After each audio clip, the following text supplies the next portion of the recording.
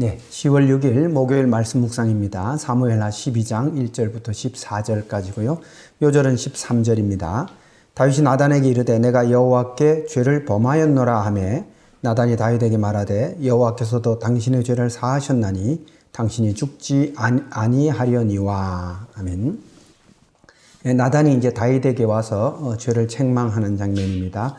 먼저 나단이 비유로 이야기합니다. 한 부자가 가난한 자의 유일한 암양 새끼를 빼앗아서 그것을 가지고 자기에게 온 행인을 위해서 잡았다. 그렇게 하는 것이죠. 그러니 이 비유를 들은 다윗이 진노를 합니다. 그러면서 이렇게 얘기하죠. 이 일을 행한 그 사람은 마땅히 죽을 자라. 반드시 죽어야 된다라는 겁니다. 그리고 또 그는 4배를 갚아주어야 하리라 라는 것이죠. 암양에 대해서 4배의 가치로 갚아주어야 한다는 겁니다. 비로소 나단이 이제 책망을 합니다. 당신이 바로 그 사람입니다 라고 책망하죠.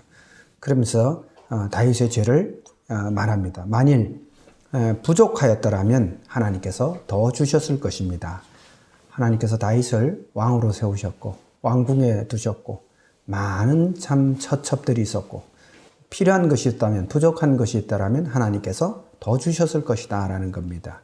그런데 어찌하여 이런 죄를 지었냐는 것이죠. 어찌하여 하나님의 말씀을 업신여기고 악을 행하였습니까? 그러면서 하나님의 말을 전합니다. 내가 칼로 햇사람 우리아를 치되 암몬 자손의 칼로 죽이고 그의 아내를 빼앗아 내 아내를 삼았다. 예, 정확하게 죄를 조목조목 말하고 있습니다.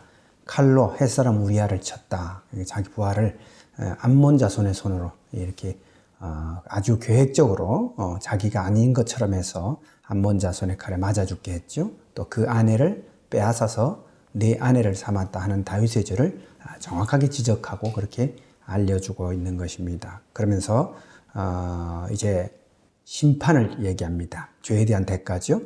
그런즉 칼이 내 집에서 영원토록 떠나지 않을 것이다. 칼로 죽였으니까 비겁하게 자신의 충성된 신하를 그렇게 죽였으니까 칼이 내 집에서 영원히 떠나지 않을 것이다. 또 내 집에 재앙을 일으켜 내 눈앞에서 내 아내를 빼앗아 다른 이에게 줄 것이고 내 아내들과 더불어 그들은 대낮에 백주에 동침할 것이다 라는 것이죠. 네가 그렇게 몰래 숨겨서 남의 아내를 빼앗았지만 나는 백주에 대낮에 네가 보는 데서 빼앗아서 다른 이에게 줄 거고 그들이 대낮에 동침할 거다라는 겁니다. 이 심판의 말씀을 듣고 다윗이 회개합니다. 내가 여호와께 범죄하였습니다 라고 나단 앞에 그렇게 회개하죠.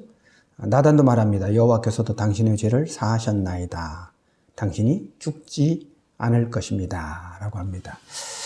하나님 앞에 회개했는데 그 결과는요, 다윗이 죽음을 모면한 것이었습니다.